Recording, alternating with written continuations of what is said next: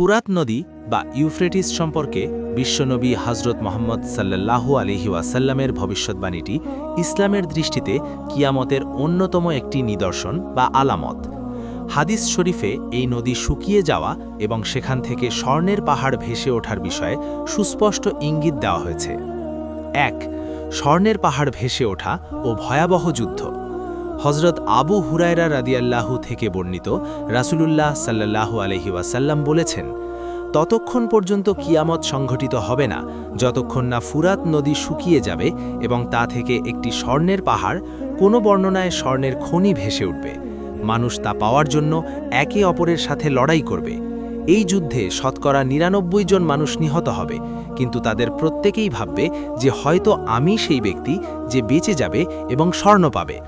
সাহি মুসলিম ২৮৯৪, সাহি বুখারি ৭১১১। ২. সেখান থেকে সম্পদ গ্রহণে নিষেধাজ্ঞা। অন্য একটি বর্ণনায় রাসূলুল্লাহ সাল্লাল্লাহু আলাইহি ওয়াসাল্লাম এই স্বর্ণের পাহাড় বা সম্পদ দেখা দিলে মুমিনদের কি করণীয় সে সম্পর্কে সতর্ক করেছেন। তিনি বলেন, অচিরেই ফুরাত নদী তার গর্ভ থেকে স্বর্ণের খনি বা ভাণ্ডার বের করে দেবে, সুতরাং যে ব্যক্তি সে সময় উপস্থিত থাকবে সে যেন তা থেকে কিছুই গ্রহণ না করে। সাহি মুসলিম, সুনানে আবু দাউদ, তিরমিজি। ভবিষ্যদ্বাণীটির তাৎপর্য ও বর্তমান প্রেক্ষাপট। ১. নদী শুকিয়ে যাওয়া। বর্তমানে জলবায়ু পরিবর্তন এবং তুরস্ক ও সিরিয়ায় বিভিন্ন বাঁধ নির্মাণের কারণে ফুরাত নদীর পানির স্তর আশঙ্কাজনকভাবে নিচে নেমে যাচ্ছে। অনেক ইসলামী চিন্তাবিদ মনে করেন এটি হাদিসে বর্ণিত সেই পরিস্থিতির দিকেই ইঙ্গিত করছে। ২. লোভ ও ফিতনা। হাদিসে স্বর্ণের পাহাড় দ্বারা আক্ষরিক অর্থে স্বর্ণের পাহাড়ও হতে পারে, আবার রূপক অর্থে মাটির নিচে থাকা অত্যন্ত মূল্যবান খনিজ সম্পদ যেমন তেল বা গ্যাস হতে পারে, যা নিয়ে বড় ধরনের যুদ্ধ বাঁধবে। নবীজি উম্মতকে সতর্ক করেছেন যেন তারা এই সম্পদের লোভে যুদ্ধে না জড়ায়। ৩.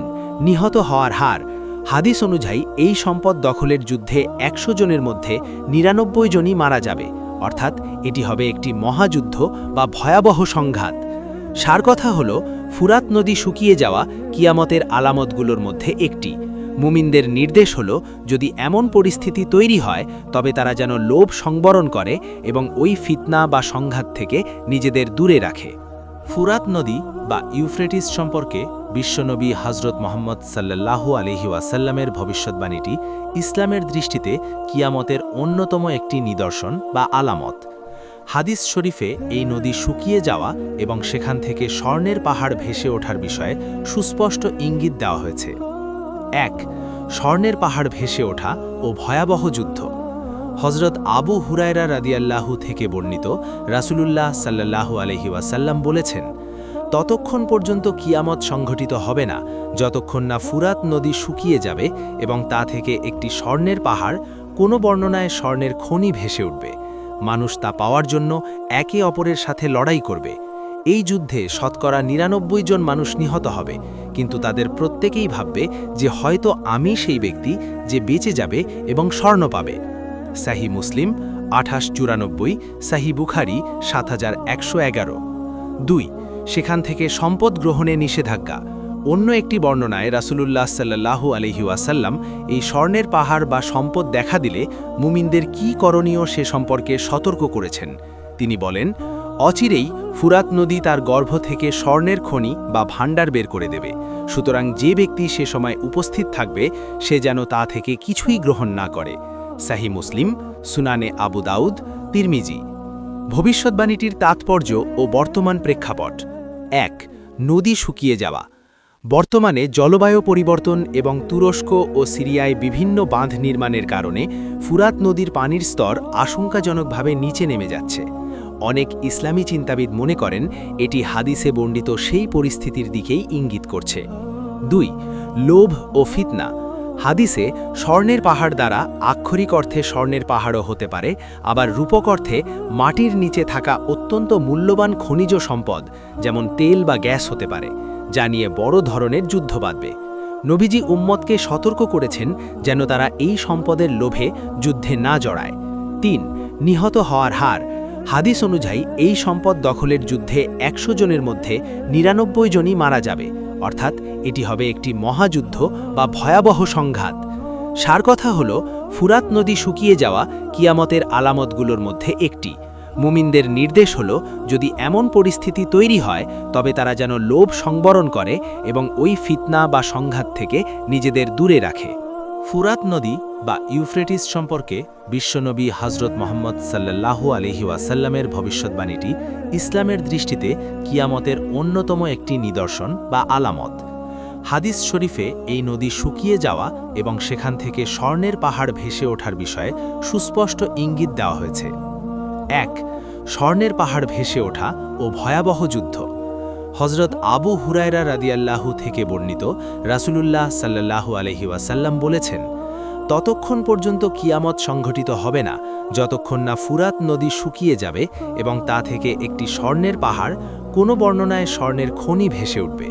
মানুষ তা পাওয়ার জন্য একে অপরের সাথে লড়াই করবে। এই যুদ্ধে শতকরা ৯৯ জন মানুষ নিহত হবে, কিন্তু তাদের প্রত্যেকেই ভাববে যে হয়তো আমি সেই ব্যক্তি যে বেঁচে যাবে এবং স্বর্ণ পাবে। সাহি মুসলিম ২৮৯৪, সাহি বুখারি ৭১১১। ২. সেখান থেকে সম্পদ গ্রহণে নিষেধাজ্ঞা।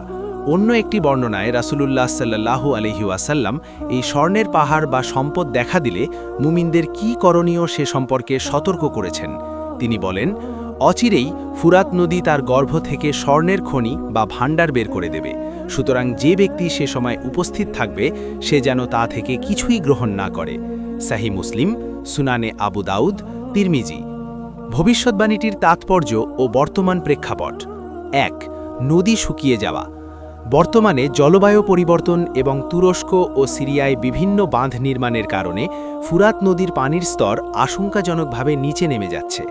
অনেক ইসলামী চিন্তাবিদ মনে করেন এটি হাদিসে বর্ণিত সেই পরিস্থিতির দিকেই ইঙ্গিত করছে। ২. লোভ ও ফিতনা। হাদিসে স্বর্ণের পাহাড় দ্বারা আক্ষরিক অর্থে স্বর্ণের পাহাড়ও হতে পারে, আবার রূপক অর্থে মাটির নিচে থাকা অত্যন্ত মূল্যবান খনিজ সম্পদ যেমন তেল বা গ্যাস হতে পারে, যা নিয়ে বড় ধরনের যুদ্ধ বাঁধবে। নবীজি উম্মতকে সতর্ক করেছেন যেন তারা এই সম্পদের লোভে যুদ্ধে না জড়ায়। ৩. নিহত হওয়ার হার। হাদিস অনুযায়ী এই সম্পদ দখলের যুদ্ধে ১০০ জনের মধ্যে ৯৯ জনই মারা যাবে, অর্থাৎ এটি হবে একটি মহাযুদ্ধ বা ভয়াবহ সংঘাত।